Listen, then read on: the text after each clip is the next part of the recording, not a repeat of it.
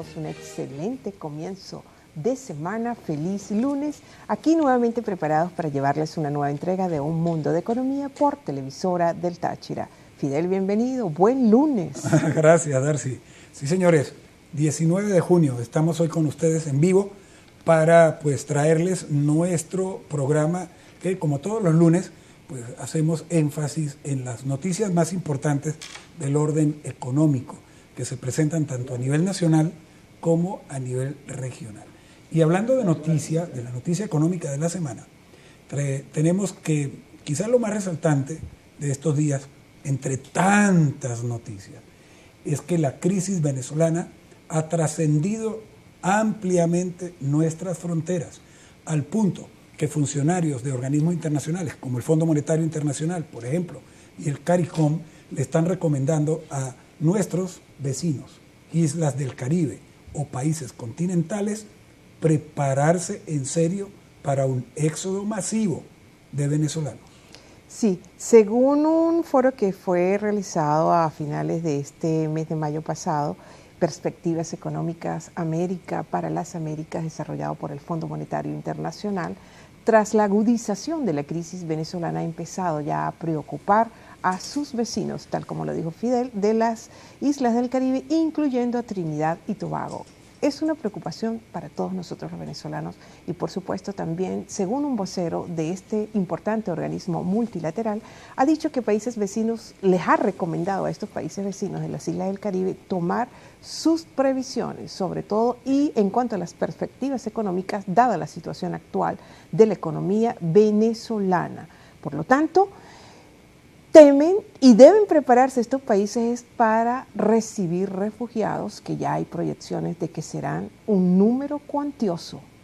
Qué triste. Qué triste. Increíble, porque uno veía este tipo de información de otras latitudes del planeta en conflictos de orden político, social o económico importantes que han sido, por supuesto, noticia, y uno veía aquello con horror y decía, bueno, pero de allí a vivirlo en carne propia, caramba. Y es que tiene que ser así porque, a ver, hombre, ¿qué estamos viviendo nosotros en Venezuela? Estamos enfrente de un inminente colapso económico porque el gobierno nacional, desde hace años que viene aplicando una serie de recetas, digamos, de política que nos ha conducido precisamente a la situación en la que estamos ahora. El gobierno sigue aplicando el mismo tipo de medidas para pretender solucionar el problema que ese mismo tipo de medidas ha creado. Por lo tanto, no se puede esperar otra cosa que no sea lo que está ocurriendo, que es que la crisis sea cada vez más profunda y más compleja. A lo que se une entonces la crisis política, generada por el hecho de que el gobierno decidió que para solventar el problema hay que hacer una constituyente, porque el problema está en la Constitución, cosa que no es cierto. Pero sea como sea, el cuadro político y el cuadro económico están generando demasiada tensión en el venezolano, además de necesidades y de carencias no satisfechas muy importantes que están empujando a la gente a huir. Es así. Y esa es la realidad que nuestros vecinos están viendo. El Producto Interno Bruto, por ejemplo, según estimaciones del Fondo Monetario Internacional, se redujo 3.9% en 2014, 6.2% en 2015, 18% en el 2016. Para el 17 se prevé una contracción no menor al 7.4% y en el 18 se estima un 5% en la caída. Y lo mismo el comportamiento en las reservas internacionales del país, que se estiman van a caer a $6.000 millones este año. O sea, un país que no tiene capacidad de respuesta, un Estado fallido.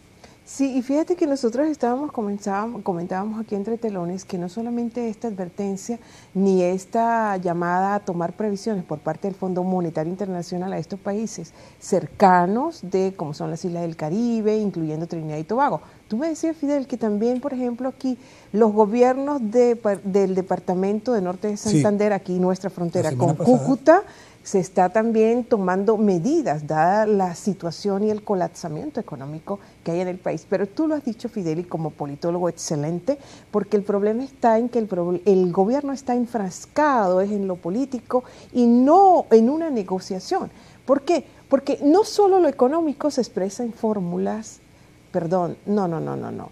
en fórmulas, sí es así, en ecuaciones, en flujogramas, en estadísticas, cuadros, curvas, en fin, sino que todo esto pertenece es a la economía en un riguroso sentido, ¿no? A la ciencia económica, aunque a veces sea de difícil comprensión inicialmente hablando, sin embargo en un sentido bastante amplio. También la economía ya no tanto como una disciplina científica ceñida a las fórmulas de la producción material, sino como un cuerpo disciplinario enriquecido por las valorativas y por las referencias conductuales, le aporta a las diferentes prácticas sociales el valor de la negociación, lo que tú decías, Fidel, es decir, la negociación en su carácter de referencia originariamente económica traspasa sus límites y se puede hablar también de negociación, por ejemplo, no solamente en lo económico, está también entre el médico y un paciente, la negociación entre los padres, hijo, docente, alumno, y entre otras está la negociación política. Lamentablemente aquí, para nuestro país, para Venezuela, sus políticos, por carecer de una cultura económica bien cimentada, pues no han podido poner en práctica la única salida que les queda, la que es la de negociar. Negociar, teniendo siempre en primer plano una agenda económica, porque nos guste o no, la economía está detrás absolutamente de todo. Y por eso nosotros hacemos este programa con este título, Un Mundo de Economía, porque eso es lo que está detrás de absolutamente todo en la actividad humana. Yo diría que más que detrás, presente. Y al frente también. Todo, en todo. Bien, amigos, vamos a cumplir con una pausa comercial y enseguida regresaremos con más de Un Mundo de Economía, por aquí, por su televisora del Táchira.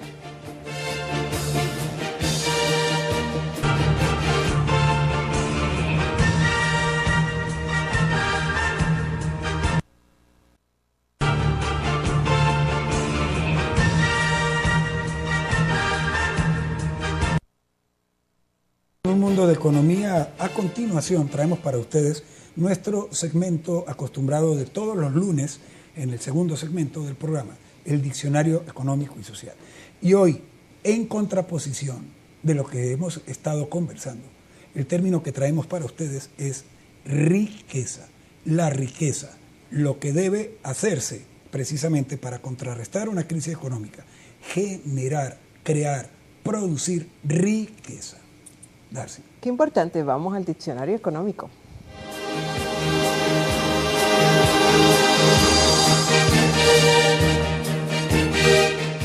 Nuestro término de este mediodía es riqueza, ya lo dijo Fidel.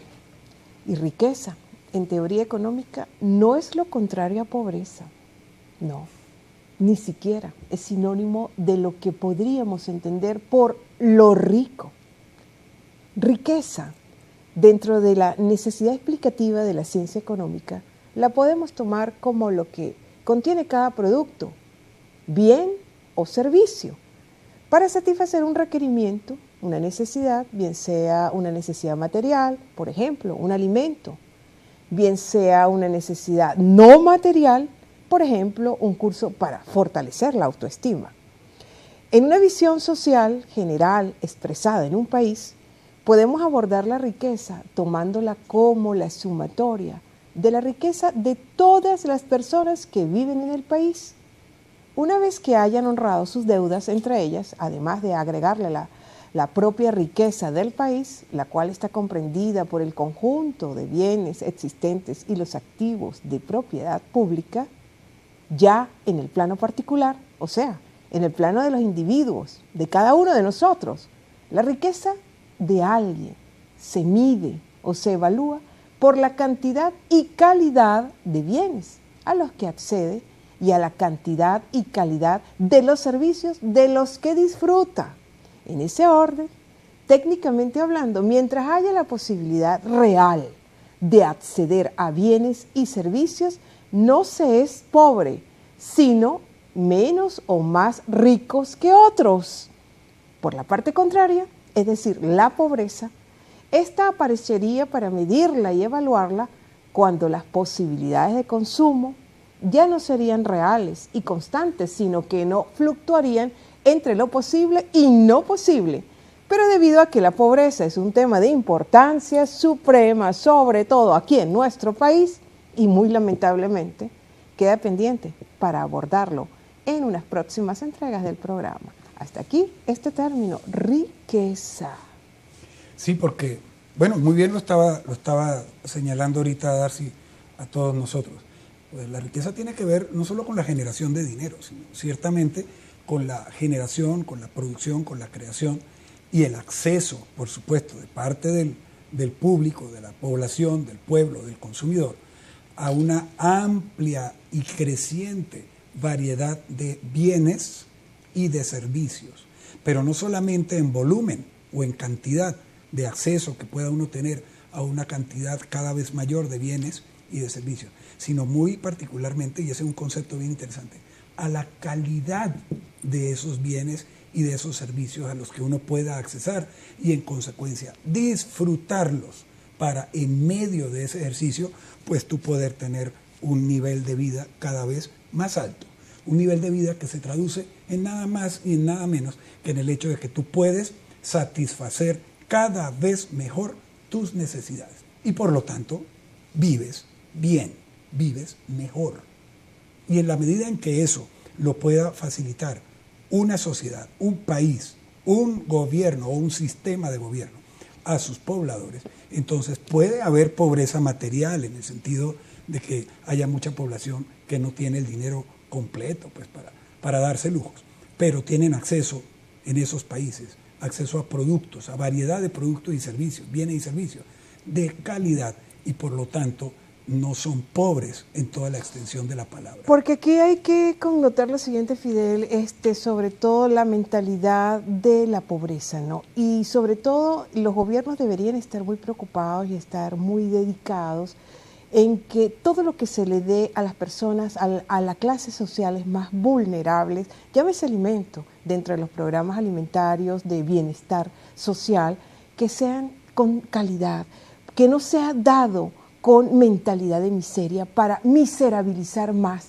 a esa gente, a los más vulnerables, a los pobres. Ahí está, vamos a decirlo así, el menosprecio, por no decir el desprecio. Y esa es la diferencia con otras culturas. Y esa es la diferencia. Por lo tanto, riqueza es la cantidad de bienes que yo, que usted, amigo, amiga televidente, tú, Fidel, Carlitos, aquí, nuestro camarógrafo y todos los demás, podamos consumir y la calidad y cantidad de servicios que podamos disfrutar. Eso es lo que le va elevando a uno la vida, no solamente materialmente, sino psíquica y espiritualmente.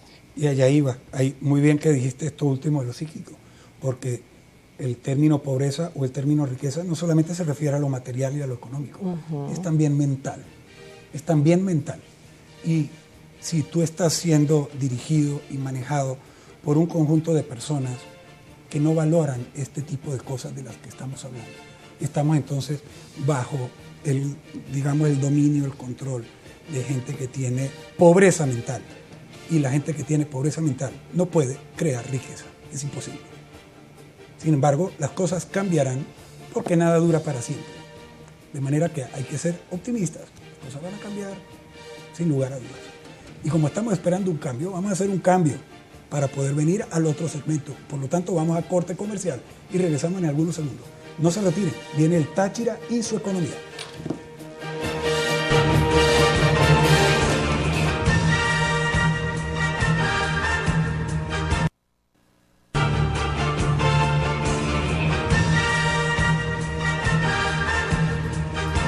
Y nosotros continuamos con más de Un Mundo de Economía en esta parte del programa Táchira y su economía. Muy interesante este segmento, Fidel, y esta sección sobre todo para denunciar, ¿no?, la problemática tan grande que se viene presentando y sufriendo la población en general por la escasez de gas licuado. Sí, un problema sumamente serio. Muy grave. Muy grave. No hay gas. Así es. Y es que, a ver, luego de semanas de escasez, porque esto no es un misterio para nadie, porque todos lo estamos viviendo, estamos hablando de semanas, de meses de escasez del gas. Se han registrado, por supuesto, en la región, en todo el estado Táchira, en los 29 municipios del estado Táchira, una enorme cantidad de protestas protagonizadas por vecinos, protestas protagonizadas por la población, que está viviendo carencias sumamente importantes por la escasez de gas.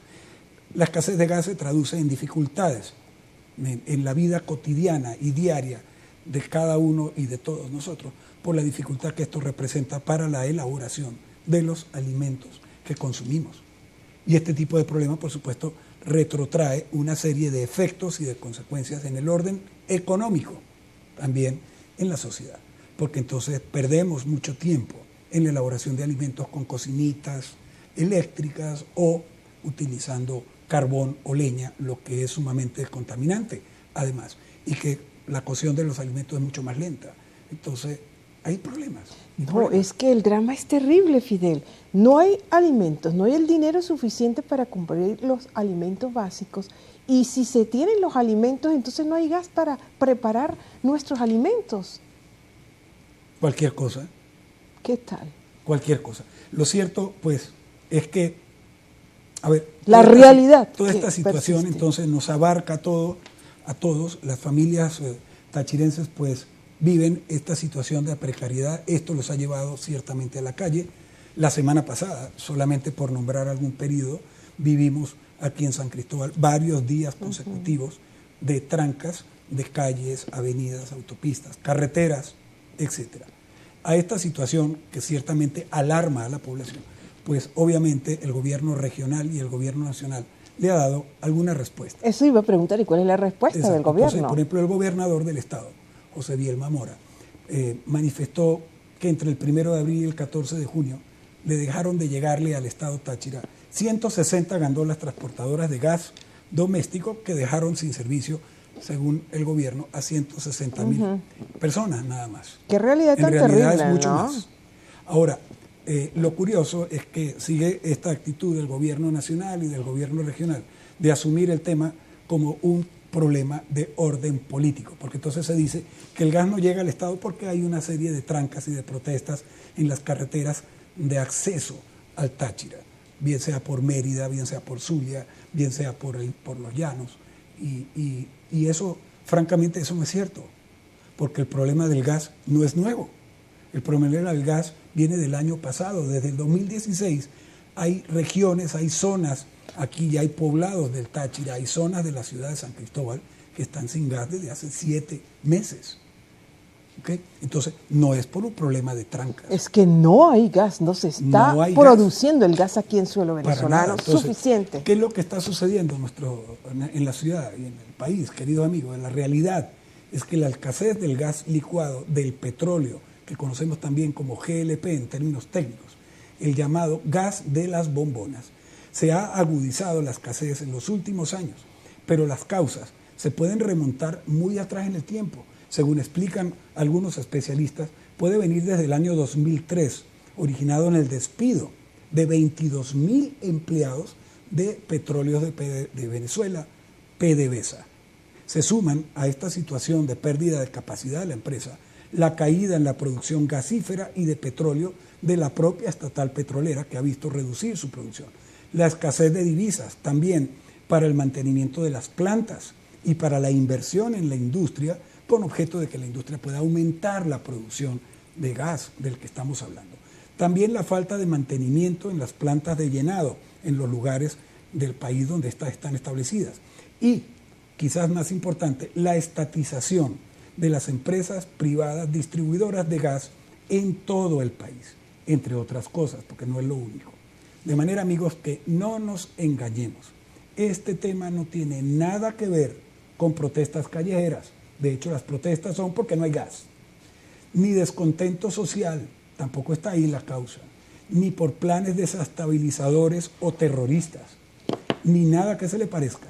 La escasez de gas doméstico obedece únicamente a la incompetencia y a la mediocridad gubernamental.